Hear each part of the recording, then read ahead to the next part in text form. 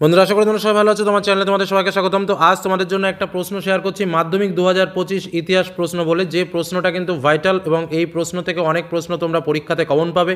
তার সঙ্গে এই প্রশ্নে যে এমসিকিউ এবং এসএকিউ প্রশ্নগুলো রয়েছে তার উত্তরগুলোও আমরা আলোচনা করব, যেটা তোমাদের বিশেষ কাজে লাগবে। এবং আরেকটা কথা বলে রাখি, যে পরীক্ষা আমাদের সামনে আসতে চলেছে সেই পরীক্ষার সম্পূর্ণ মডেল প্রশ্ন, কিভাবে কি প্রশ্ন আসবে, কোন অধ্যায় থেকে কিভাবে কি প্রশ্ন আসবে, তার সম্পূর্ণ পন্থা অবলম্বন করে এবং সবচেয়ে ইম্পর্টেন্ট প্রশ্নগুলোকে বেছে নিয়েই কিন্তু এই প্রশ্ন তোমাদের জন্য তৈরি করা। এবং এই প্রশ্নটা যদি ভালো করে রেডি করতে পারো, এটুকু বলতে পারি যে শর্ট কোশ্চেন এবং ব্রড কোশ্চেন অনেক প্রশ্ন কিন্তু এই প্রশ্নটার মধ্যে দিয়েই তোমরা পরীক্ষাতে কমন পেতে চলেছো। তো সময় নষ্ট না করে আমরা সরাসরি চলে যাব মূল প্রশ্ন এবং উত্তর পর্বে। প্রথম প্রশ্ন, প্রথমেই আমাদের বলে রাখি, আমাদের এমসিকিউ প্রশ্ন থাকবে এবং এমসিকিউ প্রশ্ন 20টা থাকবে।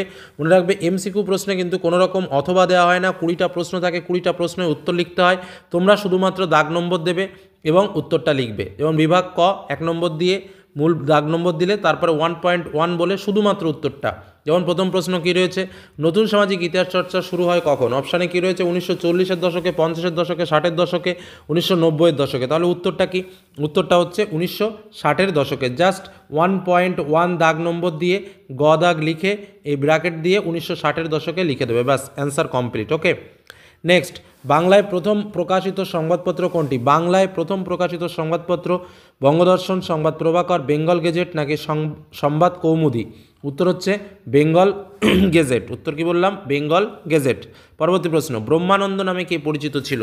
অপশানে কি বলছে, দেবেন্দ্রনাথ ঠাকুর, রাধাকান্ত দেব, কেশবচন্দ্র সেন, শিবনাথ শাস্ত্রী। ব্রহ্মানন্দ নামে পরিচিত ছিলেন কেশবচন্দ্র সেন। তাহলে উত্তরটা কি হচ্ছে? উত্তরটা হচ্ছে কেশবচন্দ্র সেন। পরবর্তী প্রশ্নে চলে আসি, স্কুল বুক সোসাইটি প্রতিষ্ঠা করেন কে? খুব সুন্দর একটা প্রশ্ন। রাধাকান্ত দেব, রজত রায়, ডেভিড হেয়ার নাকি বেথুন? তো উত্তরটা কী হবে? স্কুল বুক সোসাইটি প্রতিষ্ঠা করেছিলেন ডেভিড হেয়ার। পরবর্তী কোশ্চেন, এশিয়াটিক সোসাইটি প্রতিষ্ঠিত হয় কত সালে? 1781, 1782, 1783, 1784। এশিয়াটিক সোসাইটি প্রতিষ্ঠিত হয় কবে? উত্তর হবে কি? উত্তর হবে 1784 সালে, অর্থাৎ উত্তর ঘ দাগ। পরবর্তী প্রশ্ন, হাজী শরীয়তুল্লাহ নেতৃত্ব দিয়েছিলেন কোন আন্দোলনের? ফরাজি আন্দোলন, ওয়াহাবি আন্দোলন, নীল বিদ্রোহ নাকি ফকির বিদ্রোহ? উত্তর হবে কি? ফরাজি আন্দোলন। ফরাজি আন্দোলনের নেতৃত্ব দিয়েছিলেন হাজী শরীয়তুল্লাহ। পরবর্তী প্রশ্ন, দাদন কথার অর্থ হলো, দাদন কথার অর্থ কি? অপশানে কী কী রয়েছে, অগ্রিম অর্থ, বেগাশ্রম, কর নাকি বিদ্রোহ? তো উত্তরটা কী হবে? অগ্রিম অর্থ। পরবর্তী কোশ্চেন, 1857, ভেরি ইম্পর্ট্যান্ট একটা প্রশ্ন।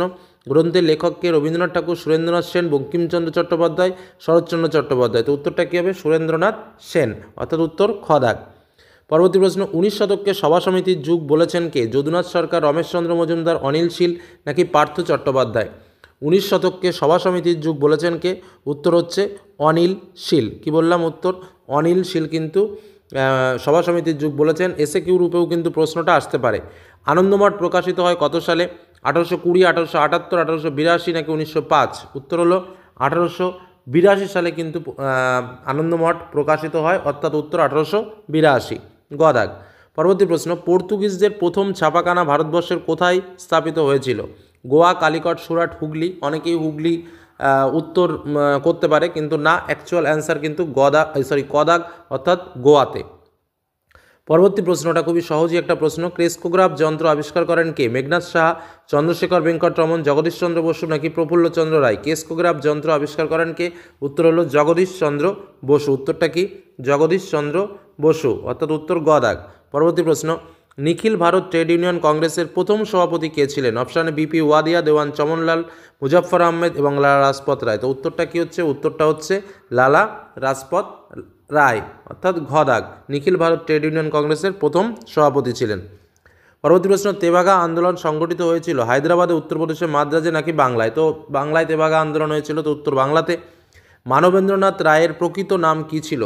অপশান দেখো, নরেন্দ্রনাথ ভট্টাচার্য, যতীন্দ্রনাথ ভট্টাচার্য, নরেন্দ্রনাথ রায় নাকি যতীন্দ্রনাথ মুখোপাধ্যায়?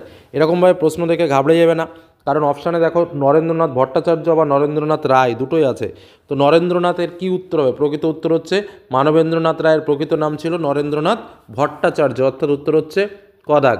পরবর্তী প্রশ্ন, গান্ধী বুড়ি নামে পরিচিত ছিল কে? কমলা চট্টোপাধ্যায়, সরলা দেবী চৌধুরানী, মাতঙ্গিনী হাজরা নাকি কমলা দাশগুপ্ত? গান্ধী বুড়ি কে ছিল? গান্ধী বুড়ি ছিল মাতঙ্গিনী হাজরা, অর্থাৎ উত্তর হচ্ছে গ দাগ। পরবর্তী প্রশ্ন, ভারতের স্বাধীনতা সংগ্রামে যে নারী প্রথম শহীদ হয়েছিলেন তিনি হলেন কে? কল্পনা দত্ত, মাতঙ্গিনী হাজরা, বীণা দাস নাকি প্রীতিলতা ওয়াদ্দেদার? তো উত্তরটা কী হবে? উত্তরটা হচ্ছে প্রীতিলতা ওয়াদ্দেদার, অর্থাৎ উত্তর হচ্ছে ঘ দাগ। পরবর্তী প্রশ্ন, দীপালি সংঘ প্রতিষ্ঠিত হয়েছিল কোথায়? অপশানে কী কী রয়েছে? কলকাতায়, ঢাকায়, বহরমপুরে নাকি শিলিগুড়িতে? উত্তর হচ্ছে ঢাকায়। দীপালি সংঘ প্রতিষ্ঠিত হয়েছিল কোথায়? ঢাকাতে। পরবর্তী প্রশ্ন, দেশীয় রাজ্য ছিল না, কোনটি দেশীয় রাজ্য ছিল না?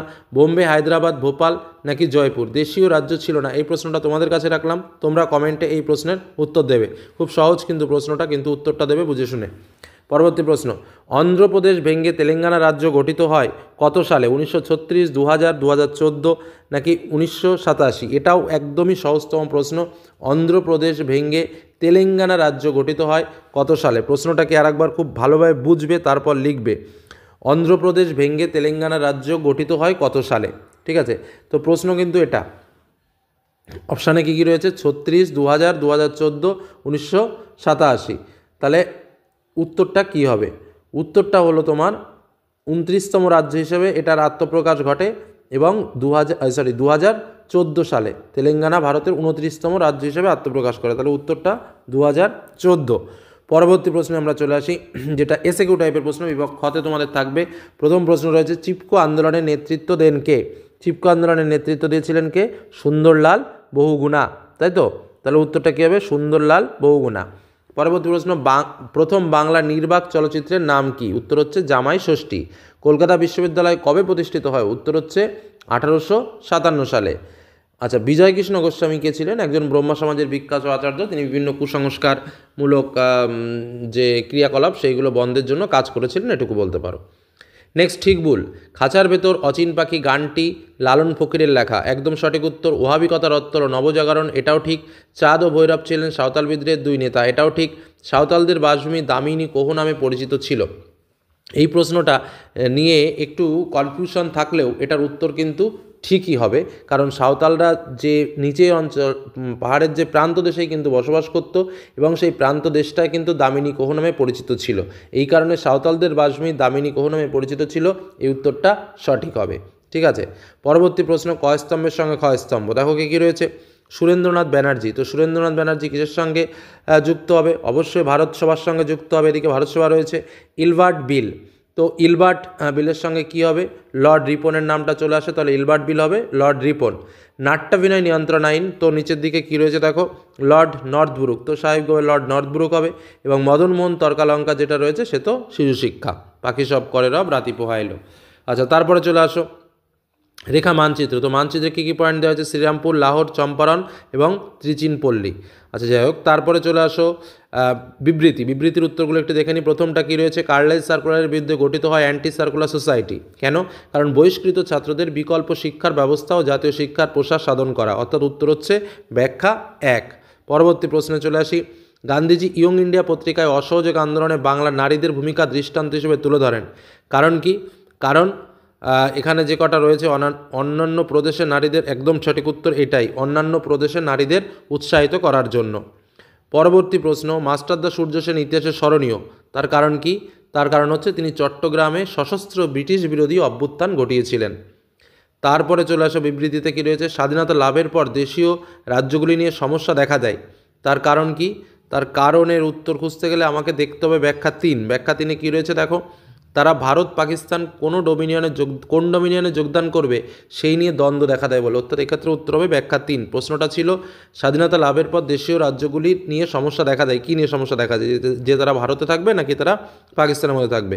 এবার 2 মার্কের কোশ্চেন কী কী রয়েছে একটু দেখে নেওয়া যাক। খেলার ইতিহাসে 1911 খ্রিস্টাব্দটি বিখ্যাত কেন? আঞ্চলিক ইতিহাস চর্চা গুরুত্বপূর্ণ কেন? গ্রাম বার্তা প্রকাশিকা পত্রিকায় গ্রামীণ সমাজের কোন কোন দিকগুলি তুলে ধরা হয়েছে? শ্রীরামপুত্রই কাদের বলা হতো?